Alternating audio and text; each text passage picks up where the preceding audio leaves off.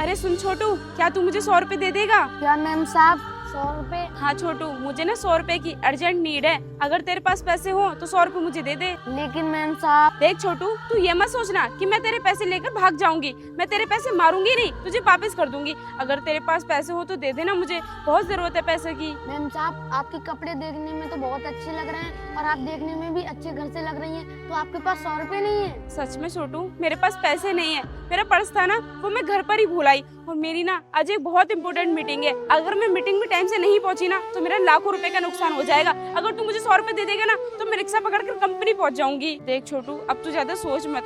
अगर तू पैसे देने में ज्यादा देर करेगा तो तेरे पैसे देने का भी कोई फायदा नहीं होगा। ठीक है मैम साहब, अगर आपको 100 रुपए चाहिए तो मैं दे देता हूँ। ये लीजिए मैम साहब। छोटू, तेरा बहुत बहुत धन्यवाद जो तूने मुझे पैसे दे दिए। और तू डरना मत, और ये भी मत सोचना कि मैं तेरे पैसे मारकर भाग जाऊंगी। मैं तेरे पैसे मारूंगी नहीं, तुझे तेरे पैसे वापस कर जाऊंगी। ठीक है छोटू, अब मैं चलती हूँ, मैं लेट हो रही हूँ। सुबह से लेकर अब तक बस 100 रुपए की दुकानदारी हुई थी और वो पैसे भी मैम साहब लेकर के चली गई। अब मैं अपनी बहन को खाना कैसे खिलाऊंगा?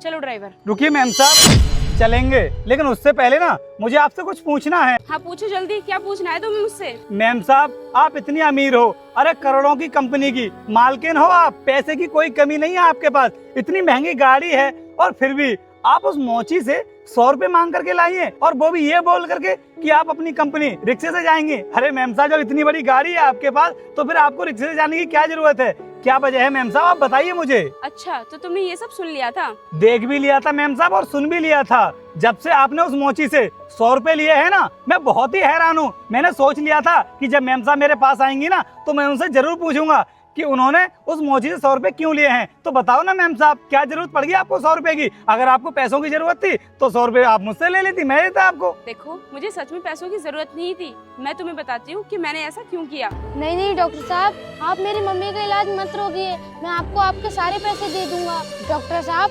50,000 रुपए की बात है, इतने पैसे मैं आपको इतनी जल्दी कैसे दे सकता हूँ? आप मुझे थोड़े दिन का समय दीजिए, मैं आपको सारे पैसे दे दूंगा। अरे तो मैम साहब, जब उसकी माँ बीमार है तो सबसे ज्यादा पैसों की जरूरत तो उस बेचारे मोची को है, और आप उससे उल्टा पैसे लेकर के आ गई। अरे मैम साहब, अब तो वो और ज्यादा दुखी हो रहा होगा। मैं उससे पैसे इसलिए लेकर आई हूँ ताकि मैं उसकी मदद कर सकूँ, क्योंकि अगर डायरेक्ट जाकर मैं उसे पैसे दूंगी तो उसे ये लगेगा कि मैं उसके ऊपर एहसान कर रही हूँ। इसलिए मैंने सोचा कि डील के बहाने से मैं उससे 100 रुपए ले लेती हूँ और बाद में जाकर उसकी मदद कर दूंगी और उससे ये कह दूंगी कि तेरी वजह से मेरी डील फाइनल हो गई। फिर उसको ये भी नहीं लगेगा कि मैंने उसके ऊपर एहसान किया है और उसकी मदद भी हो जाएगी। वाह मैम साहब, आपने तो बहुत अच्छा दिमाग लगाया। मैंने सोचा था पता नहीं आप उससे 100 रुपए क्यों ले रही हो। तो क्या मैम साहब अभी चलना है उसके पास? नहीं नहीं,